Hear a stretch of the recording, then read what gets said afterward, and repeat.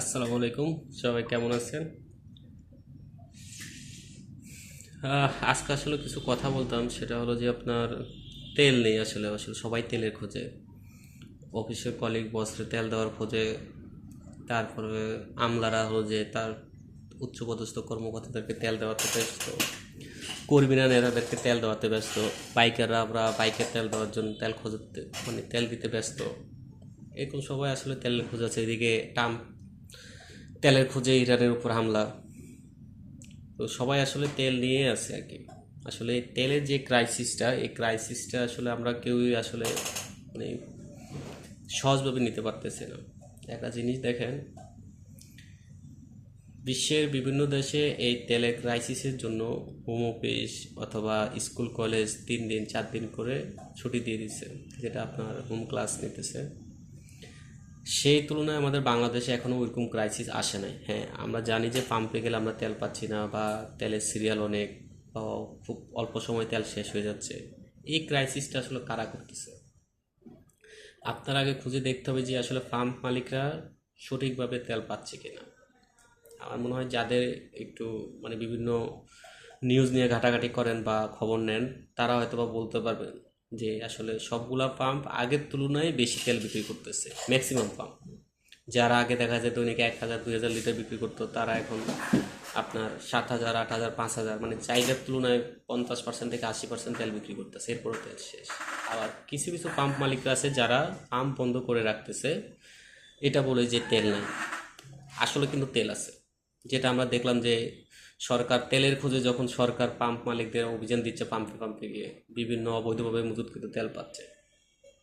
আবার আমাদের কিছু বাইকার ভাই আছে যারা আসলে তেল নিতে যখন পাম্পে যাচ্ছে, সাথে করে 5 লিটার 2 লিটারের বোতল নিয়ে সাথে যাচ্ছে। যখন পাম্পে তেল ঢুকে যাবে তার আগে নামায় রাখতেছে। এটা আমার নিজের দেখা।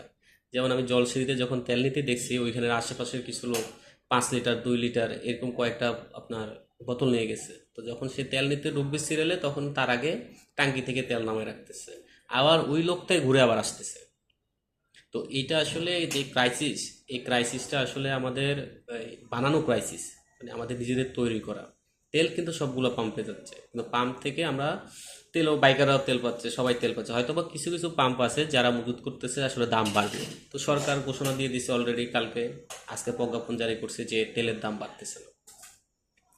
তো আমরা আসলে কিছু অতি উৎসাহী পাবলিক এটা সরকারকে দোষারোপ করতেছি যে সরকার তেলের জ্বালানি যেটা মজুদ, এটা ঠিকমতো করতে, এটা আসলে ভুল ভাই।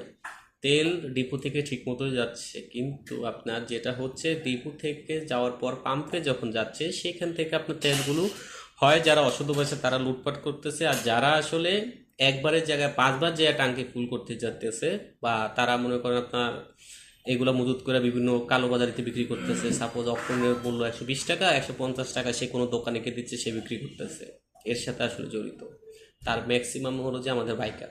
আমরা যারা নিজেদেরকে বাইকার দাবি করে, এরাই তারা আমার জানাশোনা বা দেখা, যেহেতু বিভিন্ন পাম্পে রেগুলার তেল নিতে যাই, এদেরকে দেখি যে 2 দিন পর পর তেল নিতে আসে। তা আসলে যায় কোথায়? আমরা যারা চাকরিজীবী বা ইয়াতে, আমরা তো তেল নিতে যাই আপনার সপ্তাহে বা 14 দিন পর একবার ফুল ট্যাঙ্কি করে, তারপরে যাই ছুটির দিনে। তাদেরকে দেখি যখনই বাসায় যেতে দেখি, ওই লোকগুলাতে পেজগুলোতে দেখি প্রত্যেকদিন সন্ধ্যাবেলা পাম্পে সিরিয়াল ধরে দাঁড়ায় আছে। কই না ভাই, তার কি করতেছে যে তার প্রত্যেকদিন তেল নিছে, তার প্রত্যেকদিন তেল শেষ? তো আসলে আমরা বাঙালি জাতি, আমরা আসলে কখনো ভালো হবো না।